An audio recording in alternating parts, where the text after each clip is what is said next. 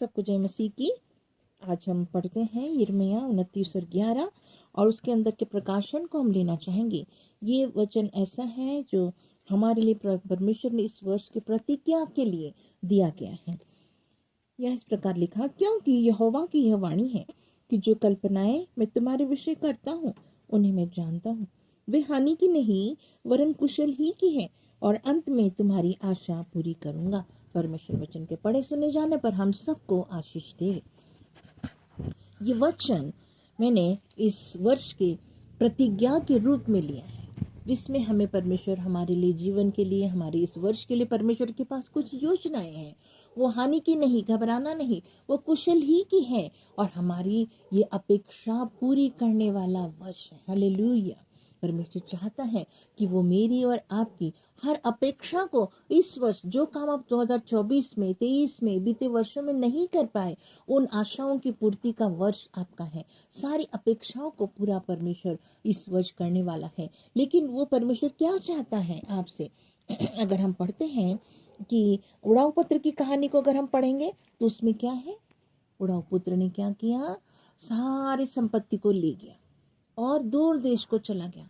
और जब उसको याद आता है पिता का प्यार, पिता के घर का व्यवहार, पिता के घर में कितनी आशीष है, तब वो अपने आपे में आता है और वो वापस क्या होता है? पिता के घर जाने का प्रण लेता है।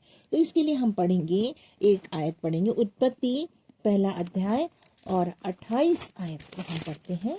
उत्पत्ति 1, सभी निकाले, मैं आपके लिए पढ़ूं। उत्पत्ति 1 और 28। और परमेश्वर ने उनको आशीष दी और उनसे कहा, फूलो फलो और पृथ्वी में भर जाओ और उसको अपने वश में कर लो, और समुद्र की मछलियां तथा आकाश के पक्षियों और पृथ्वी पर रेंगने वाले सब जंतुओं पर अधिकार रखो। ये परमेश्वर की आशीष मेरे और आपके लिए। जब उसने मनुष्य को बनाया अपने स्वरूप में, अपने समानता में, तो वो चाहता है कि हम सब कैसे हो? फूलो फलो और पृथ्वी भर में भर जाओ। सब वस्तुओं पर, सब प्राणियों पर अपना अधिकार कर लो, जैसा परमेश्वर के पास सारा अधिकार है। वो सृष्टि करता है।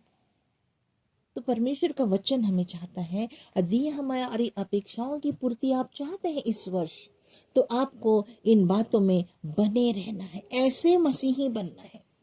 आप देखते हैं रेवलेशन में 7 कलीसियाओं को परमेश्वर की आत्मा ने और यूहन्ना को लिखने के लिए बोला कि उन कलीसियाओं को बता, और ये है बार बार कि तूने पहला सा प्रेम छोड़ दिया है।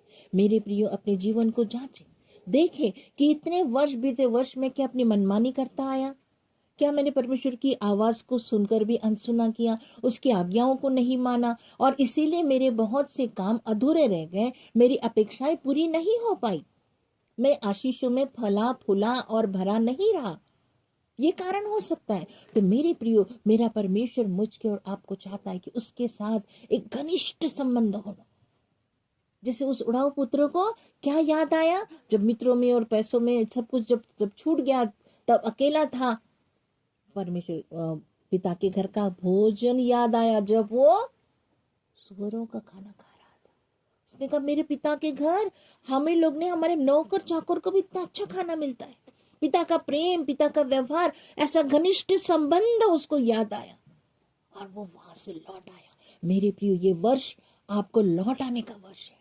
जांचिए अपने आप को, माफी मांगिए, कहिए, हे पिता, मैं तेरे विरुद्ध परमेश्वर पिता पाप किया है, अनाज्ञा करके मैं अपने जगीक पिता के विरुद्ध में भी काम किया। मैंने अपने आप से जाति करी कि मैंने अपने आप की आवाज को नहीं सुना, मेरी अपेक्षाएं अधूरी रह गई। प्रभु मुझे क्षमा कर। मैं चाहता हूं कि मैं फलता रहूं, फूलता रहूं, भरा रहूं, दूसरों के लिए भी आशीष का कारण बनूं। तो परमेश्वर मुझे और आपको चाहता है कि मैं और आप कैसे बने रहें। 3 हमारी पर्सनल रिलेशनशिप खुदा बाप के साथ हमें दर्शाती है इस उत्पत्ति 1 और 28 के वचन के अनुसार, कि वो चाहता है कि मैं और आप क्या होना चाहिए? फ्रूटफुल रहना चाहिए, फलदायी संबंध होना चाहिए।